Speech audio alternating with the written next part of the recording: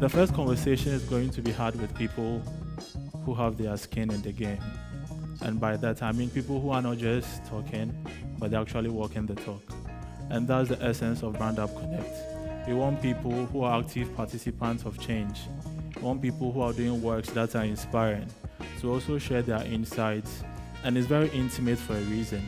We can ask them questions, we can learn about their journey, as we all share the same interest, that is to do big things.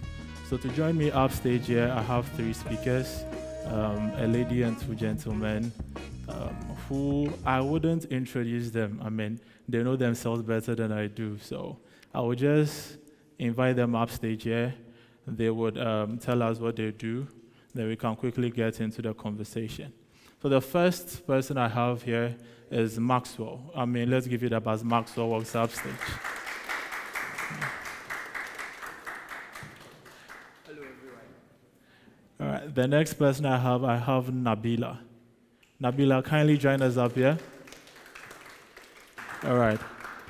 And the next person I have is Robert. Robert, kindly join us upstage. All right, guys. We are finally here. I mean, we started counting down to this 30 days more, 15 days more, 5 days more, and we're actually here to make history as possible. Thanks for agreeing to be part of this. Over the next couple of minutes, we'll be having conversations. Basically, how can we shape brands that impact today and tomorrow with a focus on data, strategy, and sustainability. So first of all, I mean, how are you doing? Maxwell, Nabila, Robert, how are you? Good. Great. Doing very well. Two people are great, one person is good. All right, I mean, let's get straight into the conversation. Maxwell, who are you? What do you do? Okay, my name is Maxwell Dawson, and my weekday, I am the Sustainable Finance Manager for Fidelity Bank. That means that I handle the Kingdom of Netherlands project in Ghana called the Orange Corners. I also manage a portfolio for Fidelity Bank's Young Entrepreneurs Fund, and recently launched a new fund for Green Tech Agri Challenge, where we are looking for solutions in the agricultural space. So we have 1 million cedis to give out to young people who have ideas that can cause change and impact in the agri sector. In my private life, I consult for brands and also do marketing. All right, I mean, I won't add up to what he said. You all heard him. There is money up for grab, and there's experience also to catch. So, I mean, Brand Up Connect, Maxwell, audience, just do the connection. We move from there. Nabila, how are you? I'm great. Great once again. Yes. That's fine. I mean, interestingly, your Instagram handle, like I always say, is Ken Bibi. And you find yourself, I mean, among Kens. So you're actually not lost. How are you doing? I'm good. Again, I'm glad All to right. be I here. mean, go ahead and tell us, what do you do? So my name is Nabila Abubakari. A year ago, I did something ridiculous. Not ridiculous, but I'm still growing into it, where I took all my community engagement experience, looked at the gaps, and I started a nonprofit. At its core, it's an advocacy group. It's called the Go-To Initiative. Why did we start Go-To? Because we found that there were a lot of solutions, a lot of innovations, green ones, sustainable ones. Unfortunately, they were not consumable. They were not positioned in the way where the average consumer would like it. So what do? We connect these products, innovation solutions to the market.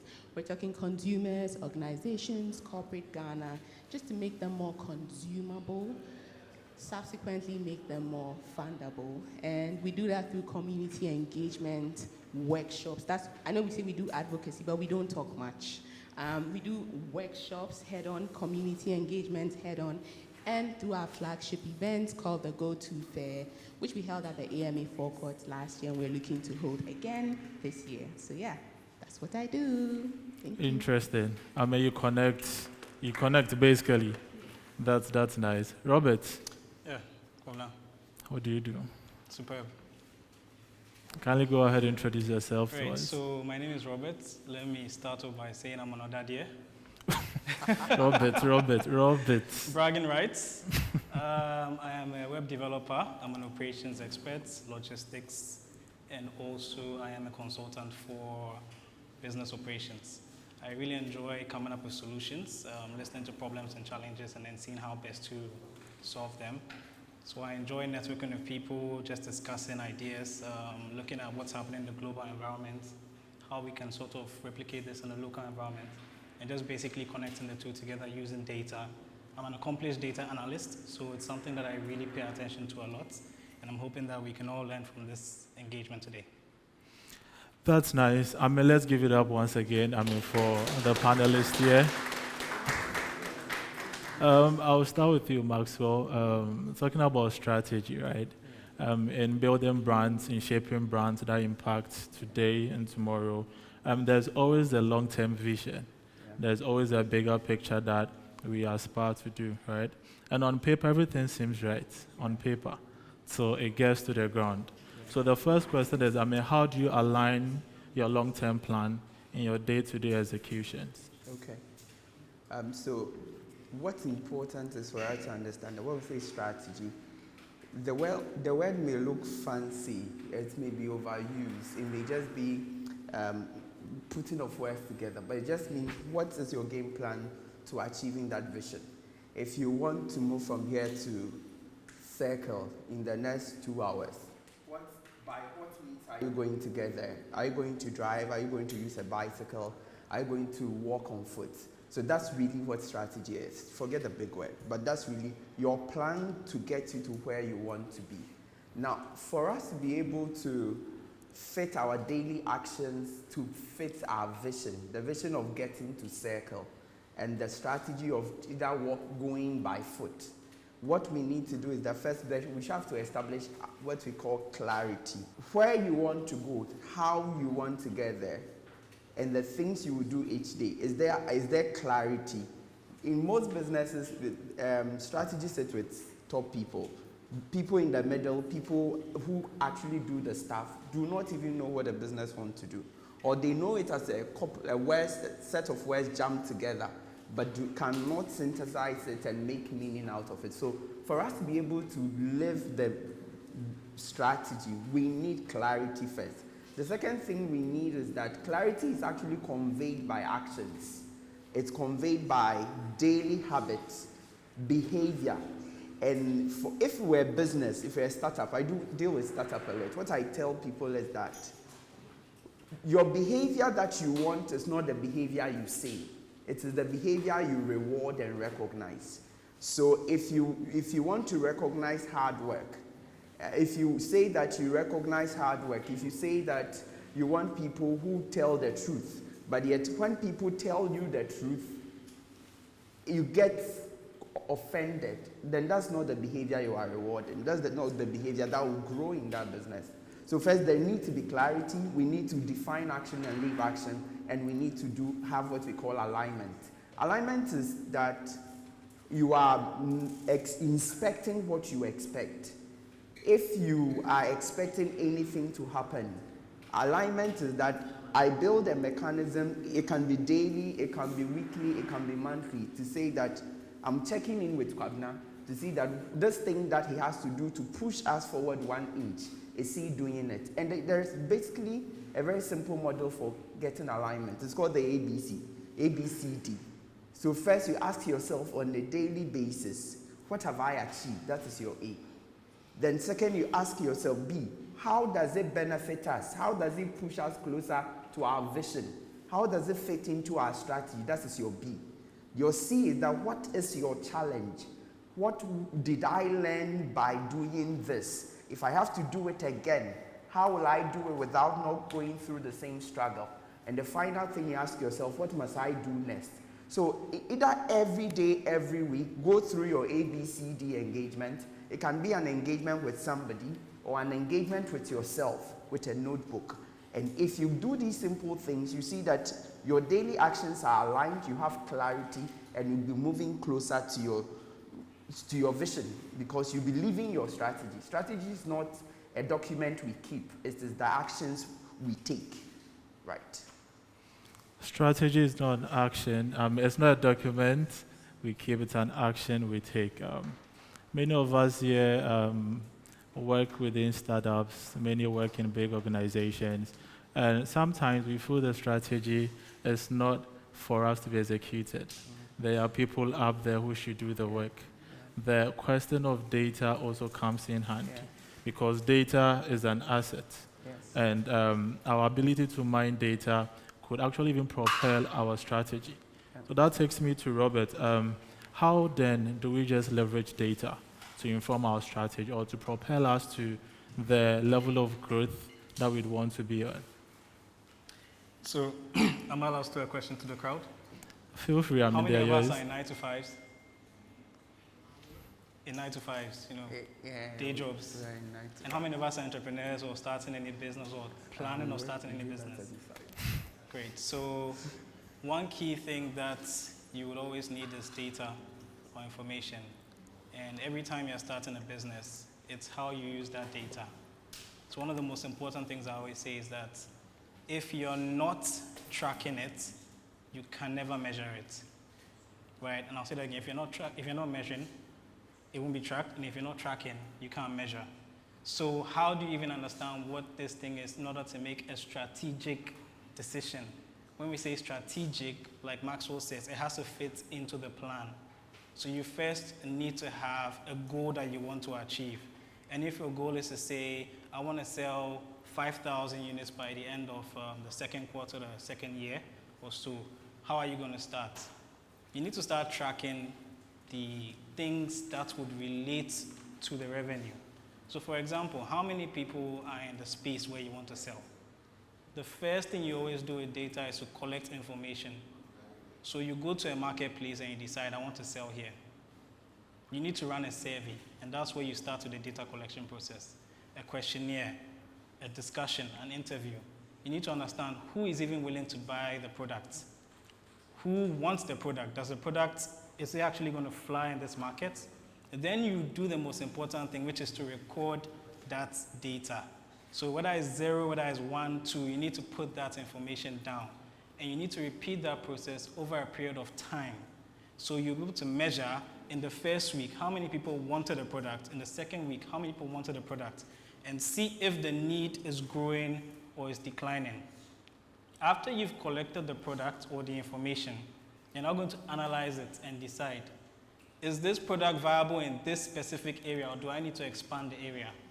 If you realize that it's been growing, then it gives you the idea to know that I can sell in this particular area. Now, after you've analyzed the data and you're confident of that data, then you can go to market. Now, when you go to market, what most startups and most businesses fail to do is record the performance after they go to market. We assume once we put the product on the market, we are done. And so if we're not able to tell how many people bought day 1, day 2, day 3, we can't understand if purchasing power is declining or is increasing. When you realize it's declining, then you need to go back to your drawing board, your strategy. Do I change my marketing plan? Do I change my price? And when you change anything, you need to now go back to your data. So I changed price, I decreased it. Did purchasing go up over the next 2 weeks, or it declined? And so that process is what we call data-driven decision making. And when you want to use data to analyze your business model or say make a decision, you are simply following that model of always measuring the impact of your action. But you can only do that once you've tracked it. Right. Data is not just to be collected. I mean, you should use that to inform your decisions. And basically, that would impact the growth of your business, startup, or the organization you find yourself in. Talking about impact, I mean, it seems to be a big word today, or even a fancy word. Every brand, every organization may probably have an impact project, CSR as some may call it, or even talk about impact in many ways that sometimes you don't even clearly see what exactly is being done. Is it just because it's fancy to say it, or just because people are doing it, so then let me just act along or just put that tag? So you can hear sustainable tourism, sustainable businesses, sustainable financing. I mean, pick a word, you can add a sustainability prefix. We just do it and go on.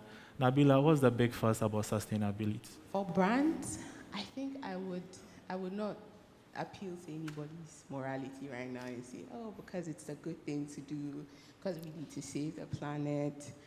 Because for a brand, if I had every dollar for a business saying to me, oh, the business of business is business, would probably have the go-to marketplace up and running. So for brands, the business of the day is your bottom line.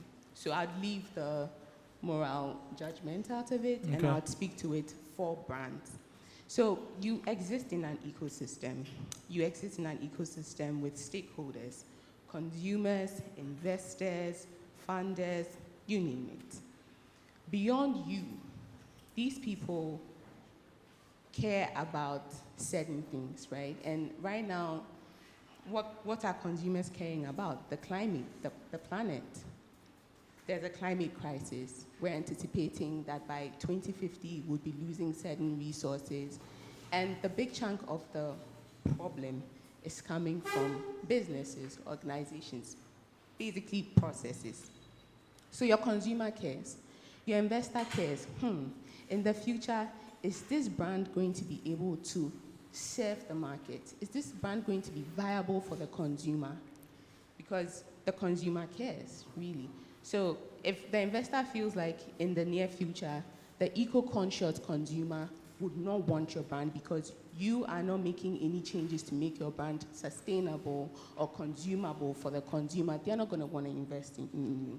So why sustainability should matter to brands, especially those who think the bottom line, the business of business is the bottom line, is this. Look at this era as a negotiation, right? Like, it's not just you. For you, it's about making your money and going. For the investor, for the consumer, it's about the environment. It's about, do you care about the environment? Do you care about protecting their future? You could look at the picture and be like, yeah, I'm making my bucks. Right now I'm making my buck. It's okay. I don't care. I'm not going to care about impact. I'm not going to care about sustainability. I'm not going to care about the environment. But you would be risking a future where you now become defunct. And then allow me to be also controversial. The bigger guns, right? The biggest polluters. Often you'd hear when you tell people care, they'll say, oh, but it's not me. It's the biggest polluters. The biggest polluters are also the decision makers, right? When they go into the boardrooms, when they go into the conference rooms, they acknowledge that there's a climate crisis coming, but they don't want to change their processes. So what do? They put out big chunks of money for the smaller brands, the smaller businesses, the smaller organizations, and they try to sort of outsource their responsibility to you. There's a moral angle of it where it's like, it's wrong. It's wrong. Yeah, it's wrong. But then you've got to ask yourself again, like you're at a negotiation table, what do you leave on the table if you decide to stick to business as usual? You leave grants, you leave investor trust, you leave yourself susceptible to lawsuits, institutions clamping down on you due to regulation defiance. You are just at risk. If your now isn't at risk as a brand, your future is at risk. And I guess that's why for brands, especially those around here or those the word would get to, you need to care about sustainability. It's not just a fancy word. Maxwell, you want to add? Okay. So she has actually set a table before you with choices. I want to take you back one step, that sustainability is, see this as a wedding cake, right? With 3 layers. The first layer is the planet. The second layer is the people. Then the final layer is the profit. Then we start digging from the ground. We are digging so hard and quickly that it will not be there tomorrow. The second layer will not exist without the first layer. And definitely your third layer will not exist without the second layer. So if there are no people, there will not be profit. If there is no planet, there will not be people. So think about it in that wise and add the juices she has given you, that by being sustainable, you get investor trust. You get free money. That's what we offer. You offer free money. No, yeah, I mean, she spoke the truth. The decision makers are giving out chunk of money out there.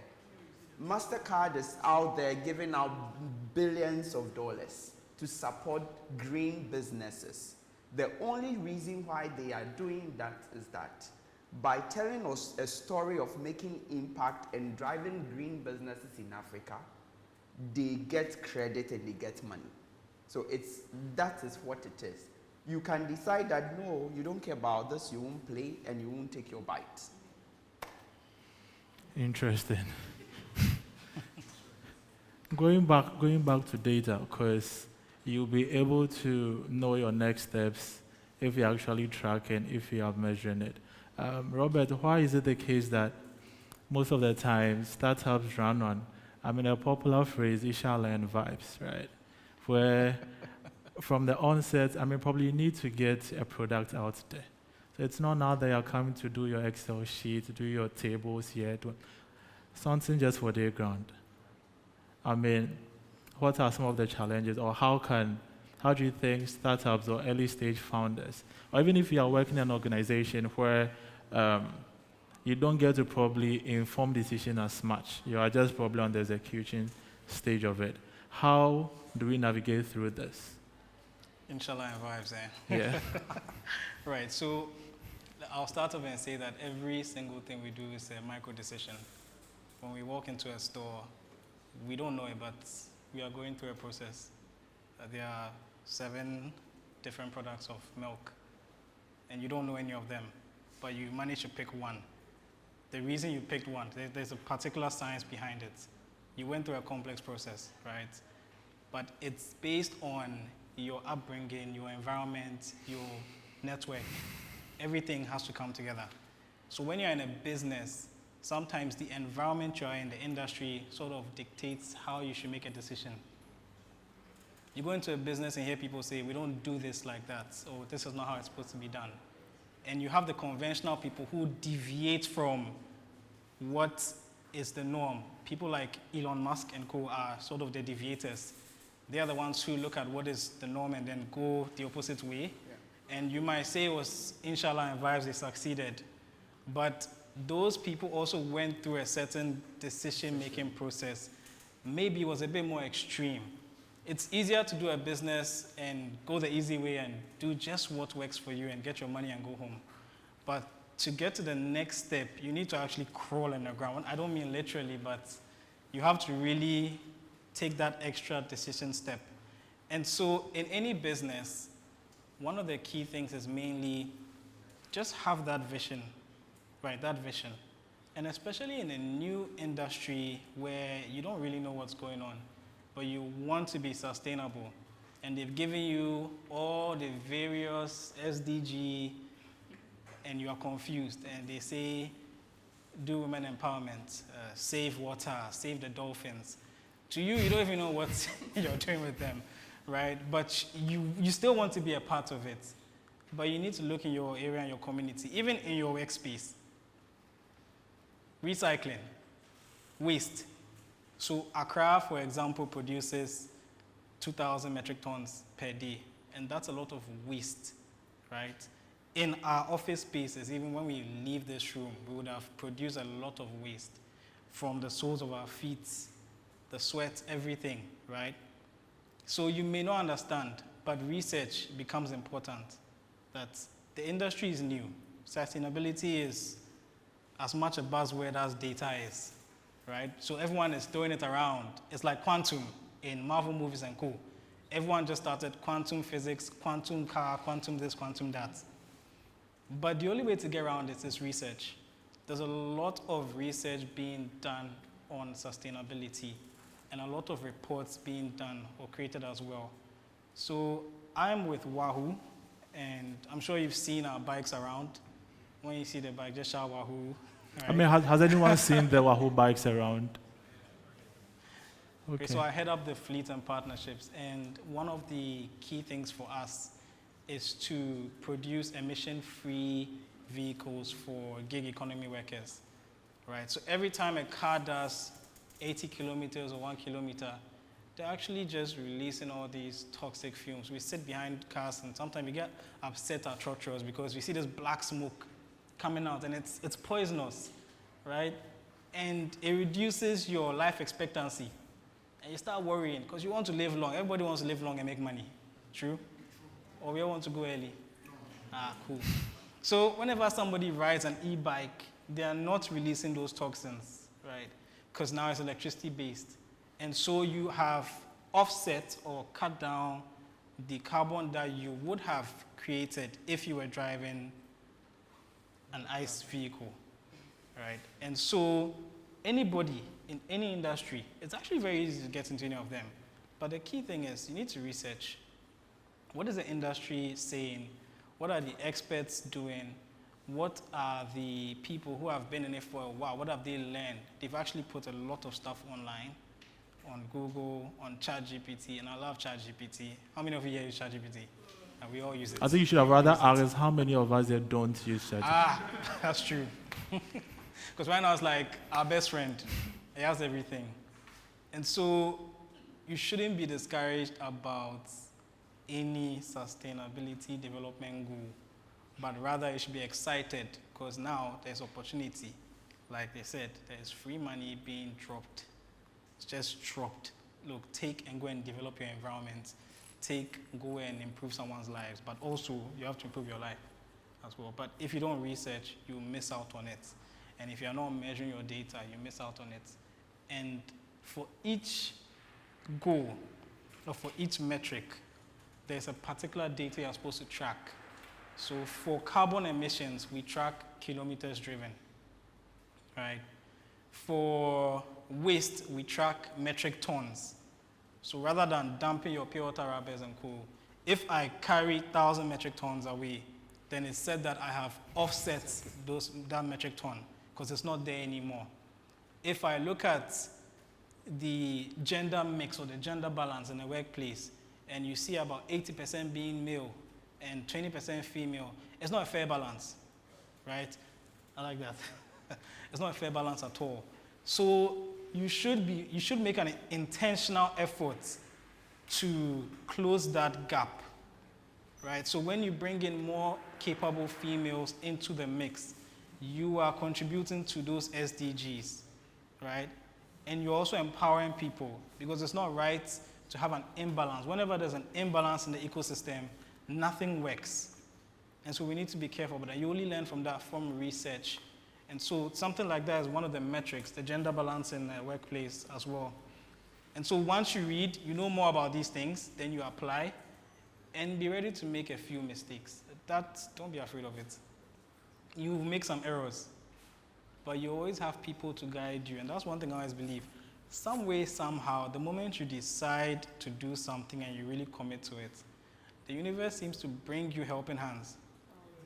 It's an investor, it's an old friend, some class 1 guy you forgot about who says, hey, you were in my class. So somehow his father has become the general minister for Africa and he has connections here. And you always find something that comes to help you to achieve what you want to do. And you only need to just remember that vision in the beginning, right? All right, Robert, have you read The Alchemist? No. I mean, that line sounded like it was taken from that book, where when you decide to take a step, nature has a way to conspire and make your dreams come true. I mean, it's a very familiar line. But spot on. What? I'll read it. Well, like a good you could go ahead, yeah. I mean, but that statement was very spot on. Maxwell, usually we would attend such events, such programs, we come and go back, and we wonder what's our next step. Hi. Yeah, They just spoke Nabila. about gender imbalance. Gender imbalance. Yes. They just spoke about gender imbalance. But hey, Nabila, I'll come to you. That's just a joke. That's fine. That's fine. Maxwell, like I was saying, we usually come for such events. We are excited to be here, but we go back and sometimes we're not even better off than we came here. So talking about still sticking to strategy, still sticking to the fact that your long-term plan should be executed on a daily basis. It should be clear. It should be actionable. Where do we go from here? What can we do? So I'll go back and say that for each of us, ask yourself, what kind of life do you want? She said that a year ago, she made a terrible decision. Ridiculous, man. Yeah. And that's where it begins from. What can you do to make yourself happy and make the world a better place? With everything you've heard today, what is within reach? What step can you take to make your own life better? And it's okay to begin from that place of selfishness. It is okay to probably say that from that place of self-preservation. But whatever holds us back, Robert has said it, there is help available, but it won't come to you unless you set out to seek. So I would say that moving from here, challenge yourself to do something, one thing different. And I would dare you that begin with clarifying your life vision and your life purpose. Begin by clarifying that what can I contribute to this wedding cake, to the planet, to people, and to profit for myself. Well said. Nabila, why should we care? Why should we care about the earth? Because like I said, once again, I mean, you just started your business. You are still trying to find a fit for your business plan or your product or any service that you have. Suddenly, you are telling me to care about the earth. So if I'm selling in polythene bags, I should look at alternative ways to do it. Meanwhile, polythene bags are actually cheaper to get. So why should we literally care? And is the whole building sustainable brands, is it expensive? It's the whole what? Building sustainable brands, is it expensive? Would you say Sculptor is a sustainable brand? Are you putting me on the spot? I am. Wow. Would you Yes, say I mean so? sustainability in the sense that you care, like Maxwell mentioned, you have the planet, you have the people, and you also have the profit to be made. So yes, I mean we would say we do well to do that in the sense that we actually put people first. I know it's cliche for any business to say we are people first business or whatever it is, but to be honest, if the people that you are working with, if they are not in sync, or if their interest or attention isn't paid to, it will definitely affect your bottom line. I wouldn't be in Sculptor if I was going every day and thinking that my contributions are not being recognized. You get it? So, I mean, sustainability to us basically is about how do we go about today without harming tomorrow. So it's not necessarily just solely an earth conversation, but a people conversation as well, because we are working with people. So, I mean, basically, that's it. I mean, he would know that's ESG, but ESG is a long talk. I would say Sculptor is a sustainable company, organization, or brand, because I've seen the way you guys interact. First, within themselves, the Sculptor team, the Sculptor leadership, you should see them together. It's amazing. And then their contributions to society. For instance, Sculptor has been working with us since last year. We met them for their CSR, Design the Next. Yeah. And now I would say that Sculptor is a part of our operations because take, for example, right, they handle our branding, basically. And I always say to my team that if we were proper, if we were grand, would likely have a marketing and branding department, right? And they would handle all these things that make sure that the word gets out to the community, but we don't. But we do have Sculptor. So when we do a community engagement and they handle marketing materials, yeah, that was Sculptor too. Sculptor did that project. Sculptor can and should report that project as part of theirs. When people ask me why we should care about sustainability, I think I already responded to it on the brand level. This conversation is still about brands. Yeah. So I don't want to repeat that question. I don't want to repeat the answer because it's still my answer. It might be cliche. But I think on an individual level, I cannot speak to it, right? I care about sustainability because I'm an angry, passionate person. And my story just goes back to one thing. There was a time in my life between senior high school and uni, 2 years, I spent watching Al Jazeera. I was mad. Like, the world is ugly. The world is ridiculous. I was sad. I'm sad. Why is this happening to the Syrians? Why is this happening to the Pakistanis? And so what did I do? I just started volunteering. I just started looking at the research. What's happening? Oh, the climate, we're anticipating a climate catastrophe. Why is no one doing anything about it? But, as I go about my work with GoTo, or as I've gone about my work through community engagement before GoTo organization, I've noticed that care, that anger, the way I was able to transform my anger into action, it came from a place of privilege. People really don't get the luxury of caring, especially when you're in Ghana. When you can't eat, the last thing you're caring about is if the turtles have swallowed a straw. When you cannot eat and the gobe price has been hiked, the last thing you're caring about is if you went with a plastic bag or a reusable bag. So for the brand sitting here, I think you should care. Now, I found an answer to that. That doesn't sound cliche. You should care because you have, for the already established brands, for those who are about to start, you should care because you can leverage sustainability to create change for the whole. So often for organizations and brands, you notice they do CSR. And CSR is philanthropic, CSR is charity. Vodafone, I'm name dropping right now. Name dropping. But like Telecel or one of these would go and... Nabila, someone works with Telecel here. Well, hi. They would go and... So, I mean, I'm a former Vodafone employee as well. Exactly. So kindly save all of us from the trouble. I mean, I wasn't here when you mentioned Telecel. I'm great friends with the Telecel team, their foundation team, by the way. And I think one of them in there agrees with me. But they would go and donate, right? But when you donate and you go, what happens? Nothing. But as a brand, if you're able to structure your brand in a way where you center impact, now you're thinking about the community. And you're not only thinking about them in terms of going to give back those types of donations, but you're able to access grants. And with these grants, you're able to scale up. When you scale up operations, what do?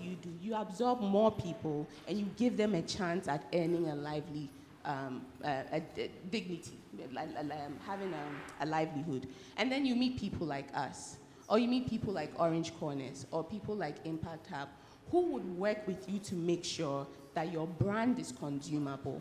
At the core of being consumable at GoTo, being consumable, being seen, and being funded, all of it should really lead back to you being scalable.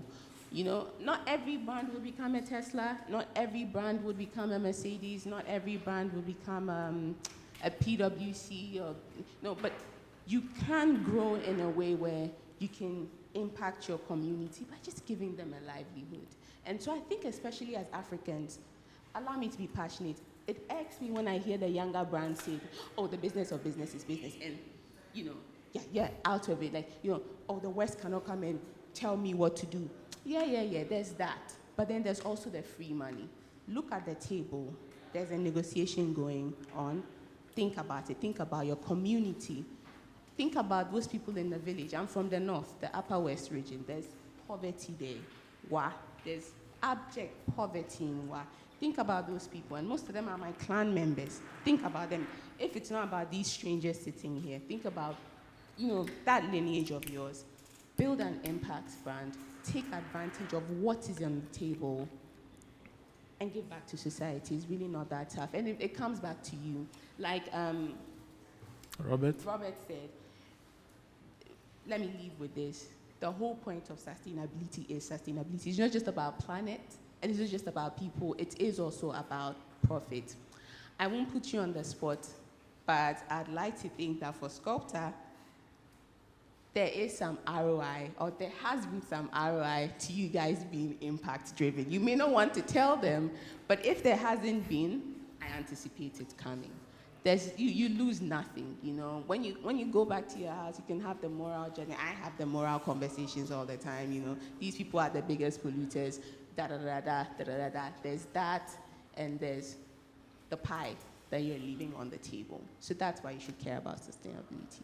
come from the poverty capital of the world. Please care about sustainability. Thank you. All right. I mean, in your submission, you mentioned scalability. That is growth. And one of the goals we have with Brand Up Connect is to have these conversations, right, to fuel our collective growth. So it's actually spot on to have mentioned that. And also as founders, as employees, as even students, the idea of growth is very key for us.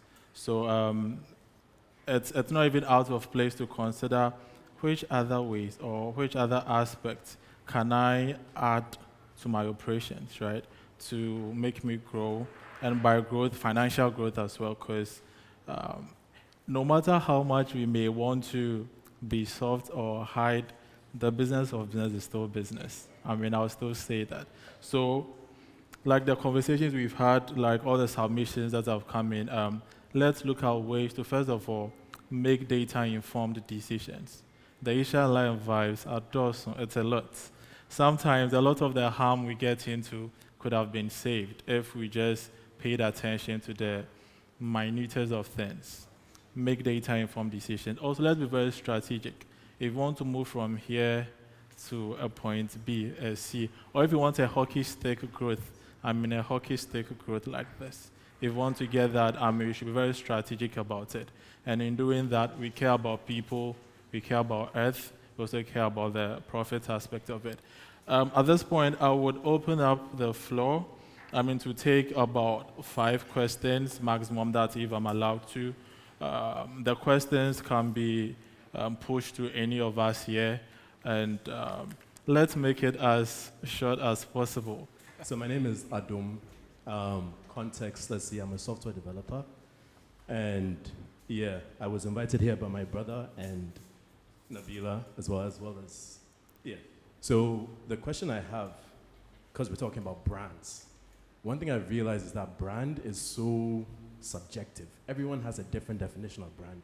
So my question to everyone on the panel is, there's this thing called minimum effective dose. So if I have a headache, you take 2 paracetamol, you don't take 5, because you need the littlest amounts for the most effect.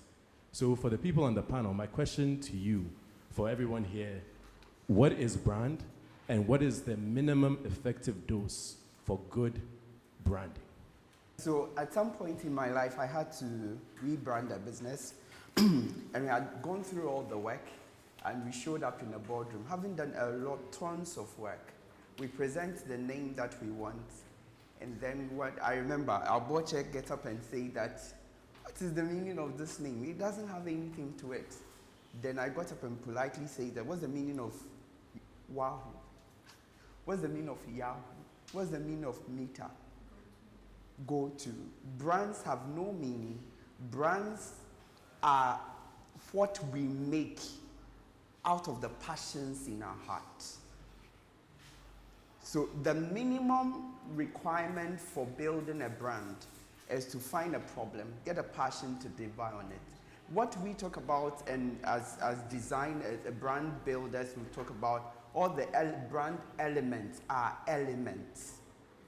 If the passion dies, and that any organization that does not solve a problem may have a name as it exists, but it is not living.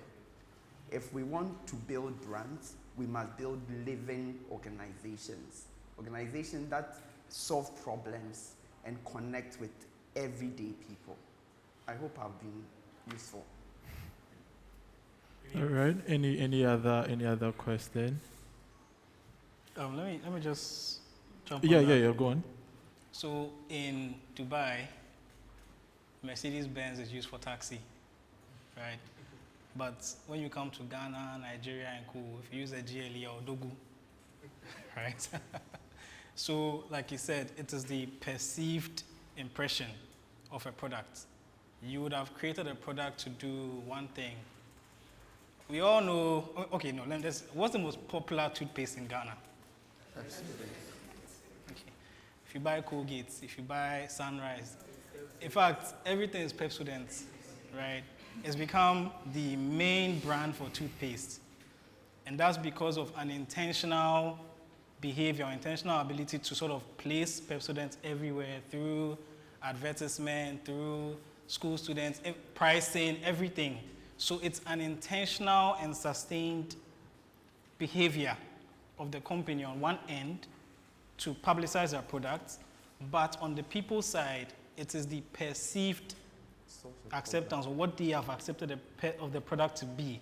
So if you said we are number 1 and they say you are number 5, boss, you are number 5, right?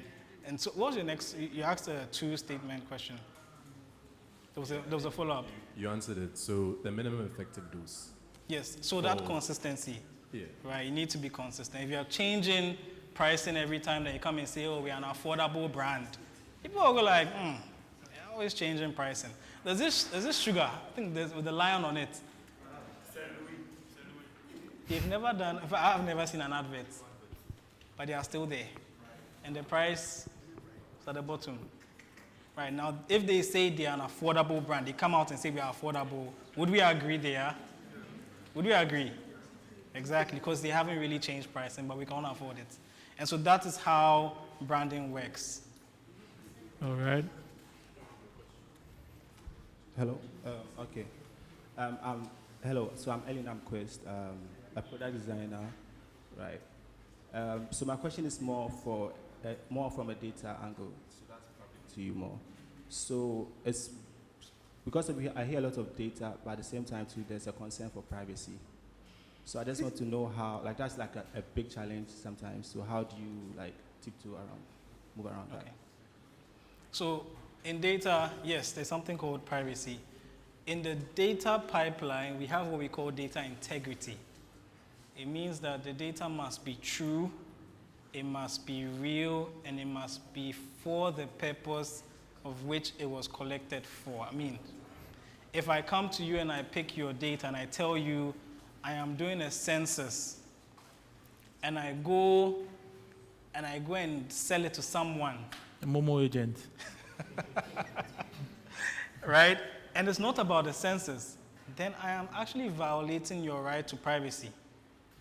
It's no longer about census. I'm now selling your data. Your information is going out there, right? So you need to be careful because in Ghana, we have the Data Protection Authority, and they are responsible for creating all the rules around data privacy, how we manage data, and so on and so forth.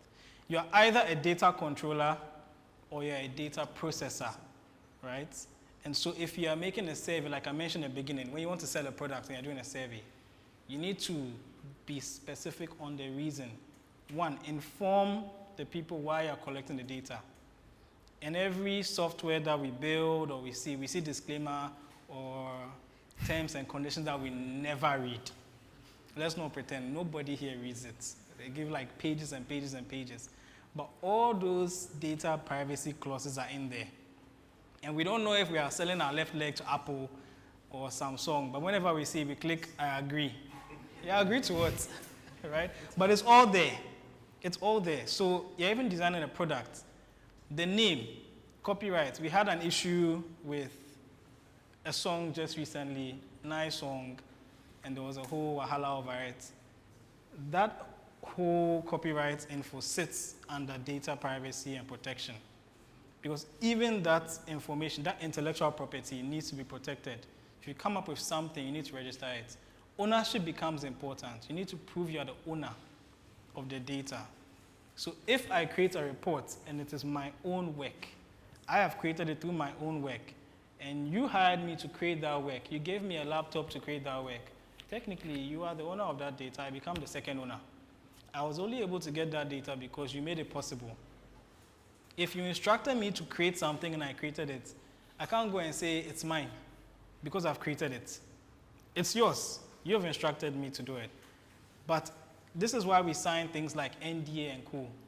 So that if you share an idea, and you will share with an investor one day, and you see that this investor who had money just went to hire X, Y, and people to start creating your idea, thanks to that NDA, you now have something that you can enforce to protect your idea and say that, look, this is an idea I shared with you. In my NDA, it says you cannot use any part of my work for your benefit. So once you understand ownership, and then you understand the most important thing that we all skip, documentation. I beg you, for any project you do, for any work, plan, strategy, goal, please document it. Document it and append your signature. So that even if you're not a lawyer, you don't understand how the protection works. That signature, that documentation that says that you did it, you are protected. And then if you're not sure about any data, please ask or find out, because you don't want to end up using someone's resource and you get sued and then you become bankrupt. Right. We still have about 3 more slots. Ken, right? 3 more. Yeah. So okay. I'm Frank. I'm a graphic designer. So my question is to you. Hello, Frank. Is the microphone on? Okay. All right. So my question is to you on the data collection phase. So we get ideas every day, and it's easy to get stuck in the planning and data collection phase. How do you know you've gathered enough data to? How do you not get stuck in that data collection phase and actually implement whatever you set out to do? So let's just do a quick idea. You want to come up with a logo for a client, and you are browsing through flat icon and cool. I've done graphic design too, so great. Yeah, so yeah, using flat icon and all that, and yeah, you've done like 200 different vectors, and now you're confused. The best way is to have a target, right? If you don't give a goal, so maybe I want to look at my first 10 and eliminate. If you don't do that, you might end up seeing the next thing and say, oh, I like this one. I like this one. And 2 days have gone by, client is calling, and you've done nothing. So you first stack it. I want to look at my first 50. Then based on your color scheme and etc., you now scale it down. Next 20, next 15, next 10, next 5, 3, then 1. That is how you know you have reduced or sort of made your data collection efficient. Because in the graphic design, the goal is to actually choose one. In the other processes, the goal is to expand the data as much as possible. You would be looking at reducing the data. And so your goal is to start from a fixed number. When you eliminate and you find out it's not good, then you repeat the process. Then you go to the next batch. All right. I think 2 more, and we should be. I see a hand back there. All right. Good evening, everybody. My name is Eko Ando. I'm a lawyer, and I was invited by one of the speakers. So I have about 3 things to say. Eko, you have how many things to say? 3, very short. He's a lawyer, so you have to understand. I don't want to bore you guys with a lot. I mean, with regards to the first question about the minimum dose of what a brand should be, I agree with almost everything that everyone said, but I think one thing that we should note is that a brand is an adjective. A brand is an adjective, and whichever adjective you choose for your product, everything else must correspond or resound that adjective to project the brand. So if you say you are cheap, then everything, your pricing, your color scheme, everything should correspond to that. That is one. And on the non-disclosures and data protection and all of that, I think, yes, entirely I agree with you, but there are some nitty-gritty details that we may not get from here, right? I mean, it's a whole conversation on its own. But for data analysts and data controllers and all of that, the regime keeps changing, right? It keeps changing. So I would advise that we be a bit careful about anytime we come into contact with these things. You can seek advice, and people would help you out. And now my question itself, right?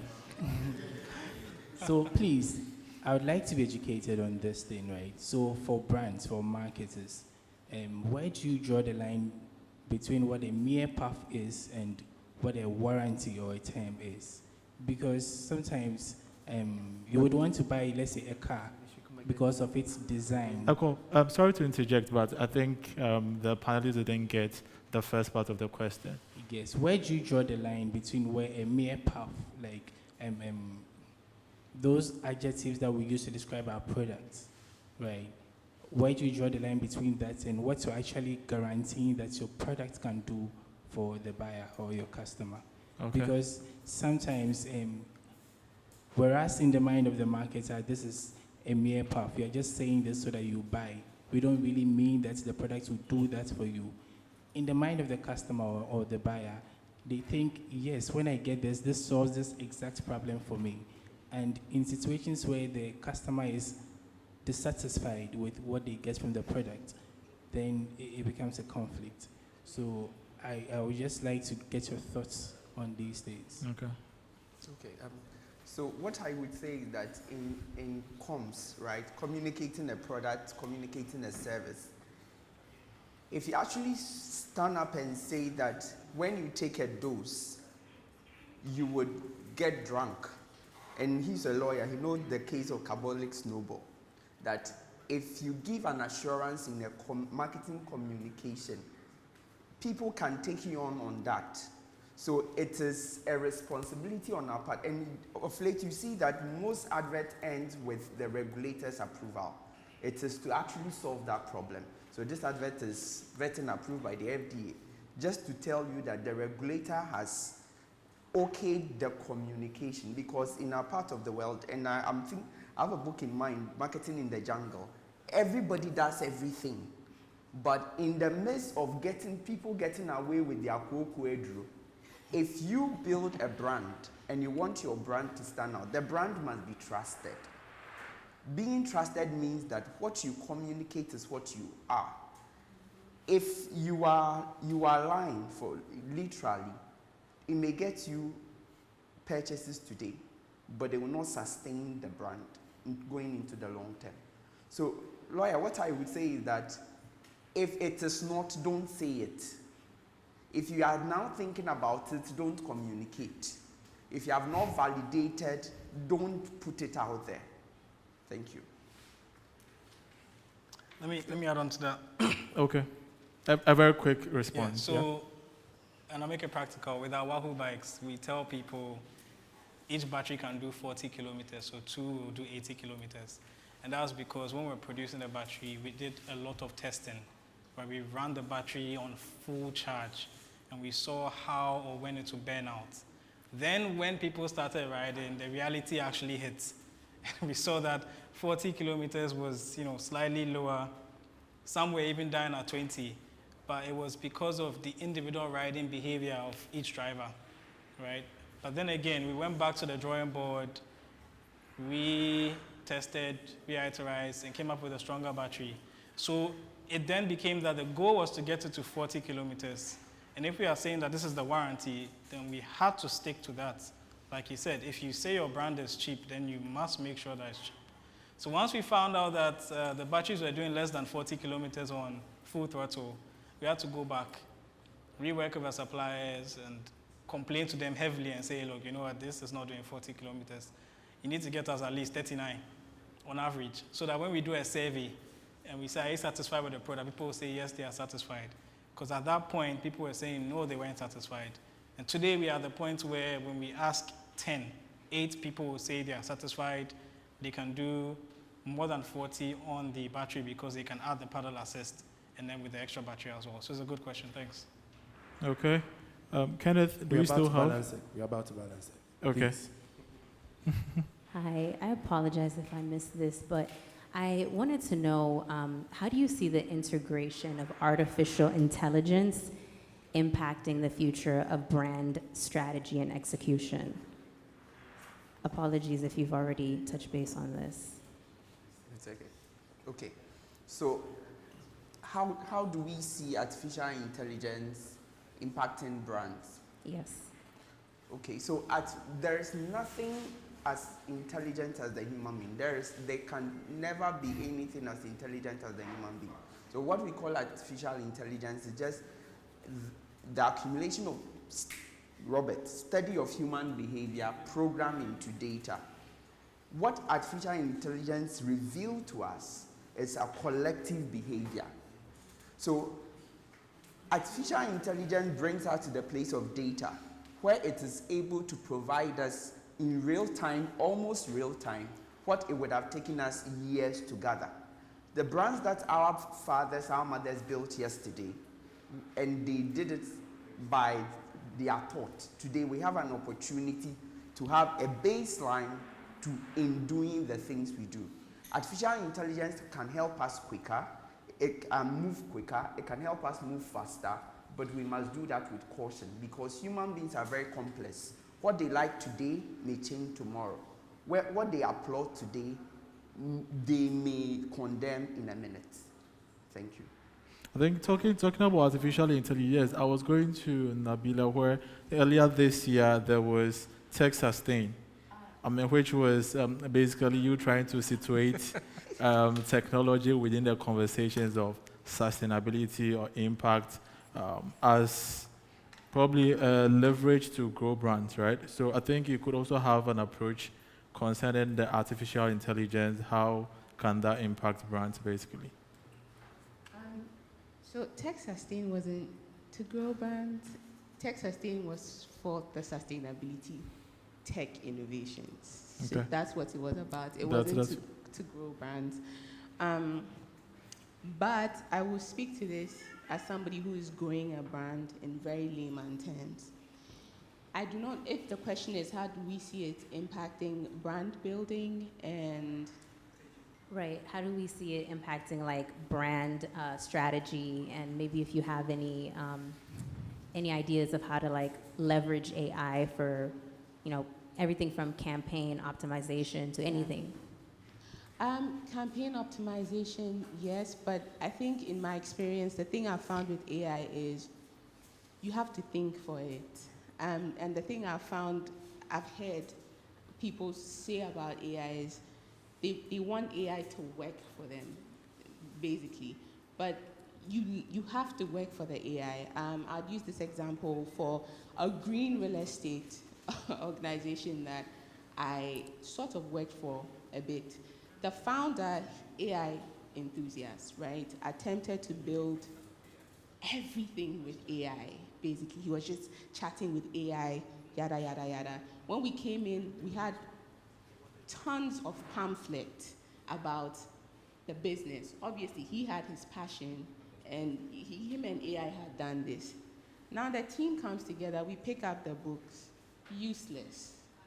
It was useless because there's also the thing about AI bias. Most of the AIs that we're using, they are not, the data fed to them, they are not from here. The data is not representative of us, not even nearly. Realities, our goals, our aspirations. There's also the thing where in Ghana, we don't really document. It's not like we do not document. And so when you're talking to AI, which is just a chat box, and you're using these really optimized prompts and hoping for it to give you something back to aid brand strategy, brand growth, it can only help you as much as it can. But you have got to go back and do the job. You've got to look at your environment. You've got to look at your long-term goal. You've got to look at your strategy. How am I going to get there? If you ask me at best, AI would help you optimize administrative work. I don't see you doing any more than that right now, but it may help you with some ideas. In my job, what I see is it tends to give us ideas, and then we narrow it down and we fit it into the context of Ghana or Africa. So. Okay. I mean, within the conversations and the space today, we have tech people around. So if we would need further insights, we could connect with each other, and maybe they would, they should be available to readily share insights. Basically, that's it. So what I'm trying to say is that let's connect. That's basically why we are here. People from diverse spaces, diverse fields. The more we interact, our shared vision for growth happens. And essentially, that's the core of two big things. You mentioned Tech Sustain, and I just want to say that the reason why we started Tech Sustain is because me and my team, we've all been in the development space in Ghana before we got on, and we noticed that there were so many tech innovations. I'm excited about Wahoo. Wahoo is one of the ones I'm excited about. I'm excited about Valerie, Robert, because it's one of those that works. And I think I've followed the Wahoo journey.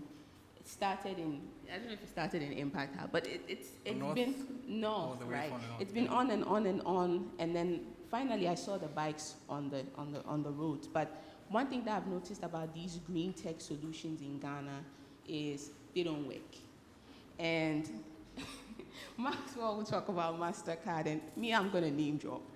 Because what we're finding is that because most of the incubation usually is done by external partners, is influenced by external donors, the tech in itself, stellar on paper, now make it work. It cannot work. It is not meant for Ghana. So we started Tech Sustain to help these green tech solutions, these startups, be more consumable, and wanted to do that by just, connecting them to resources like Rob, Maxwell, Corporate Ghana. Yeah, so thank you. All right, Kenneth, do we have a question more to take? Or contribution from If there's no other, I think you've already asked the question, but if there's no other person, then maybe you could if go there's ahead. a quick one, probably we can take it. So I actually just want to, if there's another question, I've already spoken, so it's okay. Does any other person have a question? Any other? Amen. All right. Yeah, so thanks. You still want to, probably after the conversation, they will still be around, so you could move to any of the panelists to address your problem or your question. Thanks, Robert, Nabila, and Maxwell. I think I've picked up a lot, and I guess the audience too, have picked up a lot. And like I mentioned, these conversations we are having are supposed to propel us to the next level. They're supposed to help us grow, scale our business, scale our brand. That's basically the essence of doing big things. So as we leave the stage, don't think of big things as something Herculean that you would have to do. It's the simple actions that we take every day. It is the clarity that we need to have every day. It is the data-informed decisions we have to take every single day. And it is also the care we have for the people, the earth, and also for profits. Thanks for joining us for this conversation.